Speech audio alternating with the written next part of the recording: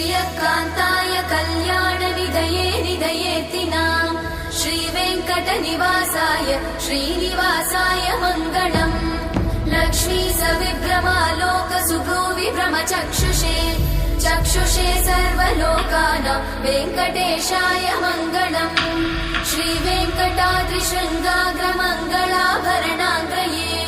मङ्गलानां निवासाय श्रीनिवासाय मङ्गलम्